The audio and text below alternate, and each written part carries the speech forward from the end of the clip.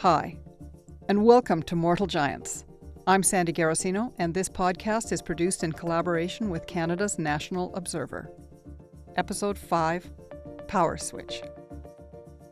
Staring down the barrel of the climate emergency, states are taking swift action to meet Paris agreements.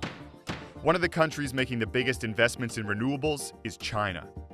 A demonstration of their dominance can be shown in one event.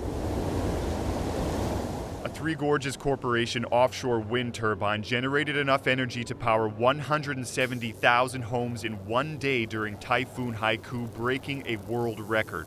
But even when making such a large investment in renewables all the way down the chain from material extraction to technology and production, China still consumed 4 billion tons of coal in 2023 and is stockpiling more for its energy backup.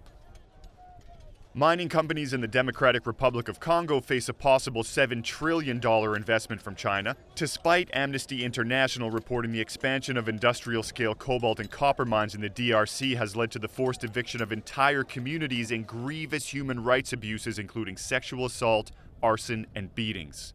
The Carbon Brief reports China's clean energy investment rose to $890 billion, not much different than the GDP of Switzerland or Turkey. While companies like Tesla and Honda have been working to develop luxury electric vehicles, Chinese car manufacturer BYD has announced its less than $10,000 US EV. Currently, Honda works with LG to make their EV batteries. BYD cars use BYD batteries, giving China the opportunity to have complete control over its electric vehicle production and the batteries that power them. Journalist and energy transition expert Markham Hislop makes it pretty clear. China essentially owns the global EV industry. And so as batteries get better and prices come down, the Chinese auto industry is poised to dominate the world in the same way the Americans did after World War II. We're staring down the barrel of a major rise in Chinese economic influence and geopolitical influence. Hello, everyone. I'm Sandy Garosino, and you're listening to Mortal Giants, a podcast of conversations about the fragility of power in the modern age. My co-host is global affairs expert Veena Najibola, and in this episode we're talking about China and climate action.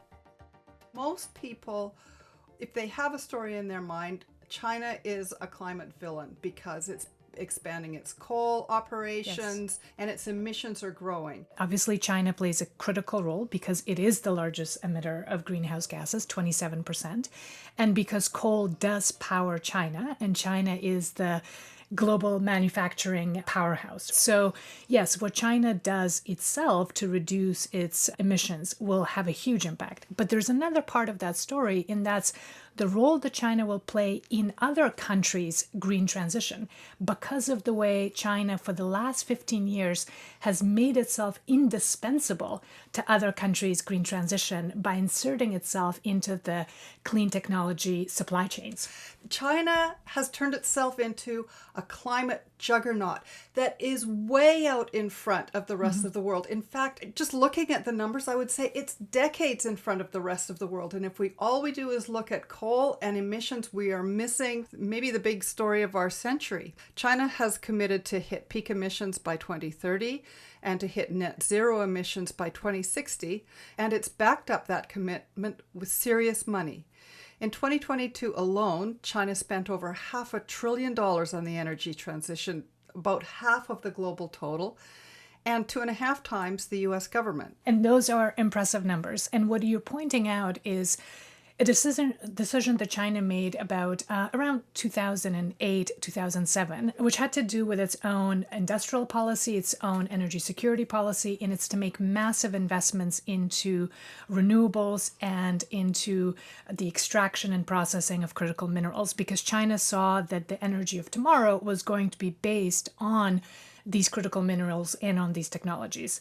China is quite energy insecure. I mean, we can talk about that a little bit in terms of it imports a lot of oil and gas, right? And it really has to do a lot of that. But it also could see that we're moving towards clean energy. So it started to look at all the places where these minerals are located. So in terms of mining, and then it also started to build infrastructure to bring it back to China to process it. So in a sense, it now is basically involved in every part of that value chain, from extraction to processing to manufacturing of green technologies, and then to export of that into the global global market. But I want to mention that you sort of said that most people think of China and coal. That is still true and will continue to be true. China has not committed to reach peak emissions until 2030, which means every year, so 2022 was the highest year for use of coal in China. Next year will likely be higher. So while China is making strides in renewables, it also continues to rely on fossil fuels and on coal. There's a little bit more to the coal story that we can come back to later. But China has really doubled down on the climate story. So let's look at renewables. On wind and solar capacity, China's lead is expanding. As I say, they're decades in front of the rest of the world. They have about 50% of all installed wind and solar capacity in the world, and will more than double that total by 2025, when they will have 6 times the U.S. installed renewable capacity. But it's more than that. As you've noted, they are supplying the rest of the world. Yes. Depending on the measure, China produces 80 to 90% of global solar panel production, manufacturing on a spectacular scale that has driven down the cost of renewable energy worldwide, making solar, in particular, the cheapest new energy available. And those panels are going around the world, and they're being installed around the world. China's also gone full bore into expanding its nuclear power capacity. It's got 21 new reactors under construction. The U.S. has 1. China has planned a total of 150 in the next 15 years. And all of the things that you're mentioning, it has 2 sides to the story, right? So the good side is that obviously China's investment has made these technologies affordable for the rest of the world.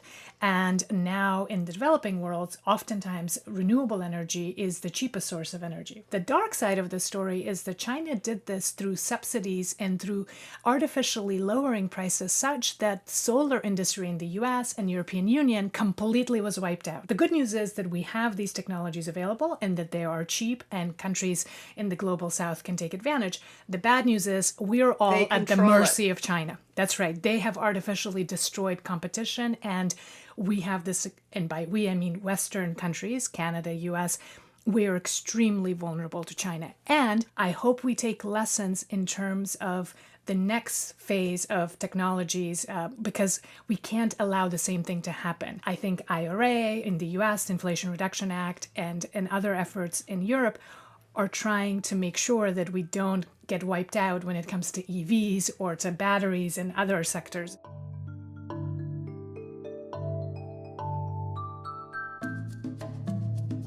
I'm actually kind of blown away. I'm going to take just a little bit of a loop back and talk about these numbers a little bit more, because I was really quite stunned.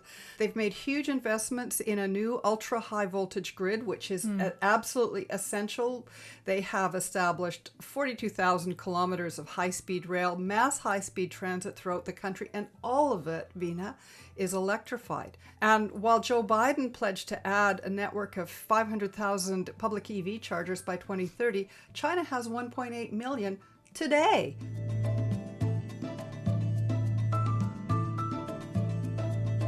It's come at a cost, and it has it now also exposes us to a lot of vulnerabilities, because China's control of these clean energy supply chains can be weaponized, right? Yeah. And we have now seen that coercive action that China engages with when it comes to trade with Australia or Canada or Japan or others. So yes, this could be good news. Perhaps it's good news for the planet, although we can unpack that as well. But it certainly creates other challenges, because we are in a geopolitical competition and a strategic rivalry with China. And again, by we, I mean the Western world. And it would be naive to pretend that somehow we can compartmentalize climate and climate action from that broader story. So there will be an impact of geopolitics on climate, and climate will obviously impact that relationship as well. So we need to be clear-eyed about exactly what our vulnerability and dependencies are on China, and how to be able to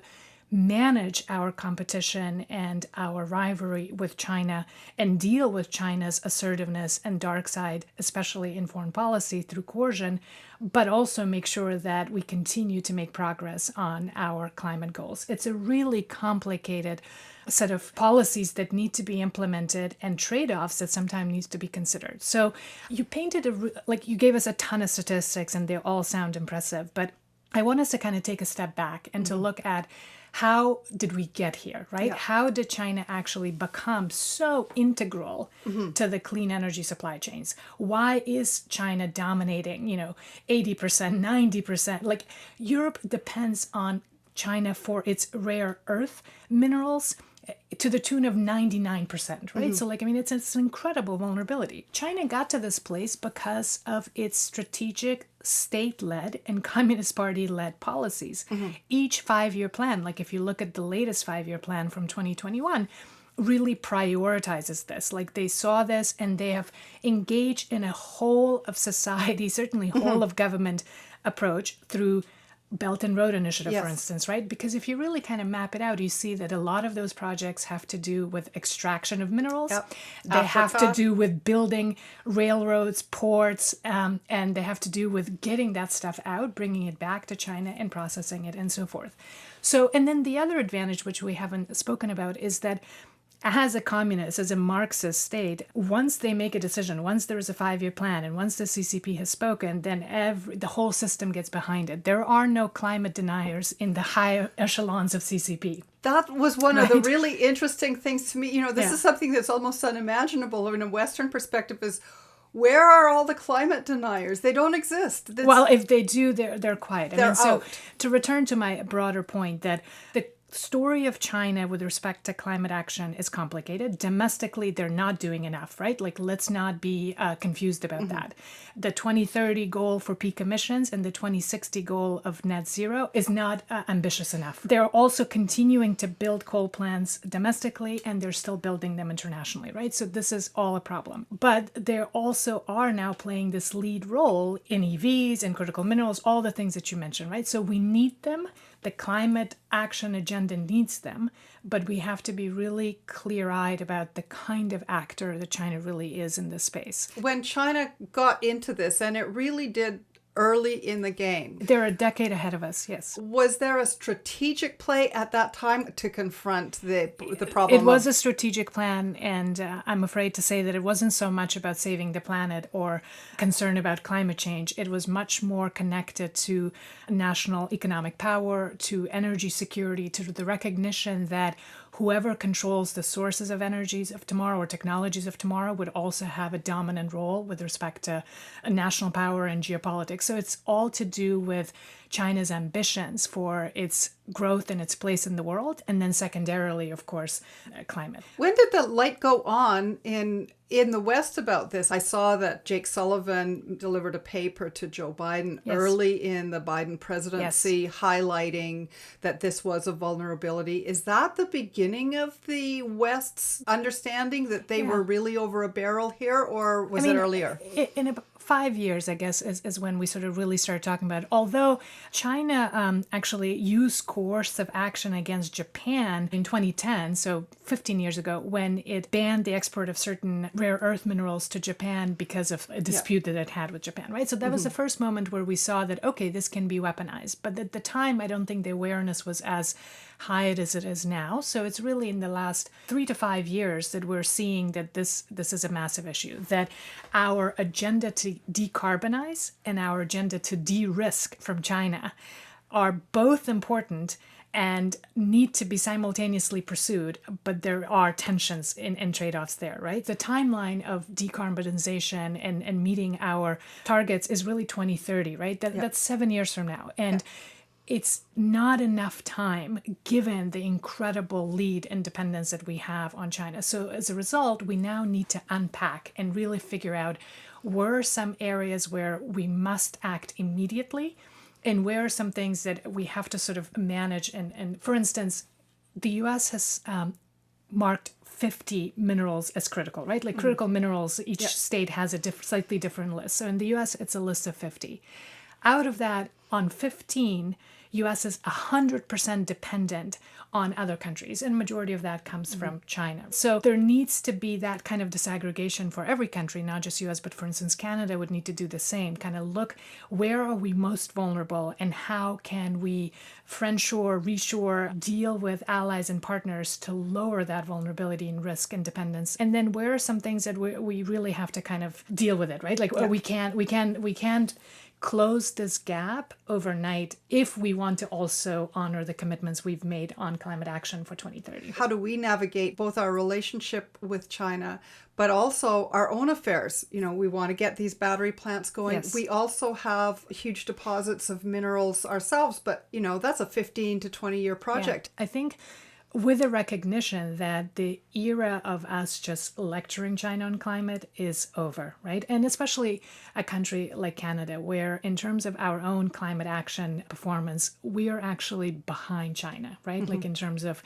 our own targets, our own emissions. And we're shipping coal to China. Yes, that's every day. one of our biggest exports to China, right? So we can't exactly tell them to reduce their consumption when we're the ones who are supplying them. On the other hand, I also want to address an issue that some folks who believe that climate is an existential threat believe that we therefore need to engage with China and turn a blind eye to everything else that China is doing, right? So climate then becomes, or climate cooperation becomes an excuse to say, well, for the sake of the planet, we just need to kind of swallow and move forward with China as it is. And I feel like that's a false choice.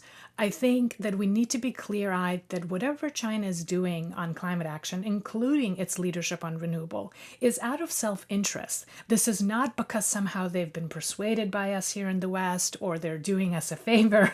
Yeah. They have, as we've been discussing, a robust agenda on the clean energy transition, which they're pursuing for their own national interest, and they will continue to do that. And we need to do the same. We need to develop an affirmative agenda around decarbonization and green transition that we're implementing for the sake of the planet, for the sake of our own workers, and for the sake of our own economy and prosperity. And we need to recognize that that will be happening in an environment of competition and growing tension and rivalry with China, which is threatening US-led liberal international order, and that isn't going to go away, right? That is an enduring challenge, and it will be the backdrop to our efforts around greening our economies and saving the planet for the next 10, 20 years. It's not a choice between do we cooperate with China or do we save the planet. We have to both compete with China and deal with the ways in which it is threatening the current order, and also pursue the climate agenda, which requires some cooperation from China. One other thing to note in terms of, so there's the kind of the domestic agenda, there is an agenda with our allies and partners, and now we finally are seeing some action also with the rest of the world, with the global south or the global majority, where again, because of the competition agenda with China, we are seeing a desire to provide climate financing and provide green technologies and access to renewables to parts of the world which for the longest time we had ignored. I am hopeful about that because I'd like these countries to have choices and to not have to only rely on China. The whole Belt and Road Initiative Yes. Has kind of forced a lot of those countries into a little bit of vassal state status. A China orbit, yeah. And that has its own vulnerabilities. Ports in Tanzania and Algeria, railways in Egypt and Indonesia, airports in the Maldives, a manufacturing hub outside Addis Ababa, all part of China's Belt and Road Initiative, an attempt to engage economically with the entire world. Referred to as the Maritime Silk Road, is part of a $1 trillion investment spanning 3 continents. There's a darker side to the Belt and Road, right? And us, again, the West coming in and offering alternatives is a good thing. Not to completely remove BRI, because that's going to be a continued reality, but again, to broaden the choices for these countries so that they have more than one supplier Because that highlights something that we haven't really explicitly laid out, which a lot of it is about the human rights issues. Does the West have a card to play there when China already has got all these contracts and has the mining companies that are there? Is there a space for the West to insert itself? Absolutely. Again, is what I was mentioning in terms of choices and having real investments and real dollars behind an alternative. So just at this last G20 in India, we saw the US lead an effort to increase financing through the World Bank and IMF precisely for this type of work. But I mean, unfortunately, the reality is we are behind the curve on this too, and we haven't spent the kind of money, even the promise of 100 billion that we made in terms of climate financing for the global south. We've never reached that target. And then one other thing to mention in terms of mining and this entire rush to secure these minerals, we have to do better than we did with the last rush for resources, right? The last scramble. So it's one thing to say that we need inputs to make this transition, to build the technologies of clean energy and technologies of the future. But we can't do it on the backs of communities in Congo or in Chile or in Vietnam. Or indigenous communities in Canada. Exactly. It has to be done more justly, more equitably, and we have to look at that side of the story as well. And that gets me to the fact that whenever we talk about the sort of the clean energy transition, we have to realize that until now, even though so much new renewable energy is coming online, it's more of an addition and not a removal. Fossil fuels are still growing annually. What basically is happening is all this clean energy is coming in to support additional growth and additional economic activity on the planet. Statistics that are really sort of most interesting around this is that half of the technologies that are needed to even get us to the 2030 goal are not yet on the market, right? We still need to actually develop them. We still need to commercialize them. And this is where I get most hopeful, because so far the story around this transition is really more a story of addition. We are just adding new sources of energy, but we're consuming at a higher rate, we are polluting at a higher rate, we are exploiting the earth at a higher rate, and that worries me. So if, as part of our competition with China, we can also start to compete to be really ahead on the technological race, I think that's where a lot of the promise lies, right? Like, it's not about just racing to get ahead of them on mining or to get ahead of them in places like Congo or elsewhere. It's also about figuring out the technologies around recycling, around carbon capture, around hydrogen. That raises an interesting point. You know, the whole thing of perceiving China villain, China savior, China both, you know, it's that you could say the same about the West, maybe in some respects. I'm sure a lot of cynical people would. As you mentioned, the story on China is complex, and there are some things that they're doing well, and there are some things that they're not doing well at all on this and on other files as well, right? So, I mean, we are now seeing, for instance, European Union probing practices that China is engaged in on EVs, right? Yeah. And manufacturing of cars, because there is a risk that China will wipe out European car industry, right? So France, Germany are really worried. Yeah, China's exports into the EU have been going leaps and bounds, and this is a serious concern, right? Because we can have a race to the bottom on subsidies. You referred to this earlier in our conversation that, yes, obviously we need to invest and we need state action because of everything that, again, we've talked about, but we can have a race to the bottom. These subsidies hopefully will help us make advances rather than just become a bottomless pit where we have to outcompete each other on subsidies and then there's no end to this. And at the moment, unfortunately, China is doing that, right? Like, China is essentially trying to artificially lower prices of its EV cars, and that's going to have an impact on Europe. So what we need is for Europe to be able to have a united front with the US, with Japan, with Canada, and others. We can't influence China all the time, but we can influence the context and the environment in which China makes its decisions. And to do that best, we have to stand in solidarity with each other, right? So EU, US, and others.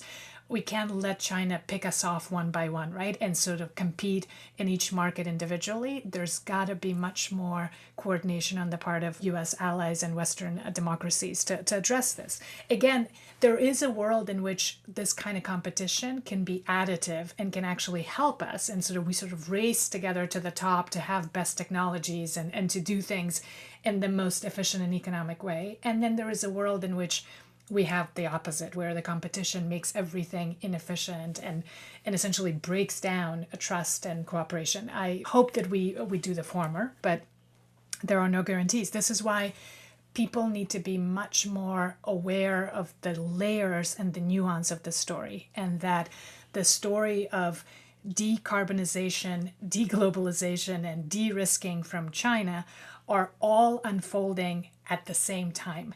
And each one of them is complex, and they're all intersecting in really complex ways. Then layer upon that stuff around conflict and human rights and all the other issues, right? Because I mean, there is a negative side to this race for critical minerals and the inputs that will power clean technology. And because a lot of these places that are really rich and that are starting to mine are also extremely fragile, both from an ecological perspective, in terms of that's a fragile ecosystem, but also from societal perspective. These are conflict-prone places, really corrupt, weak governance, right? So we have to make sure that our climate agenda is really aware of other geopolitical agendas, the security agenda, the human rights agenda, and that we can't sacrifice one for the sake of the other. All of this is just a fascinating glimpse at the complexity of the world and the degree to which China's own decisions and China's own agenda is driving the bus internationally in a way that we never imagined. Silvina, thank you so much. This has been a phenomenal conversation, everyone. I hope you will join us for our next episode on Canada's National Observer. This is Mortal Giants. Thanks so much. I'm Sandy Garosino. And I'm Vina Najabola. See you next time, everybody. This has been a Teeny Turner production in collaboration with Canada's National Observer. It was researched, written, hosted, and produced by me, Sandy Garosino, and Eric Chapman. Editing, sound design, and engineering by Eric Chapman, with special thanks to Sandra Bartlett and Linda Solomon of Canada's National Observer. Please subscribe and share on Apple Podcasts or wherever you listen. Tell your friends and give us a rating. That's how we build an audience. And why not subscribe to Canada's National Observer? That way you won't miss a thing.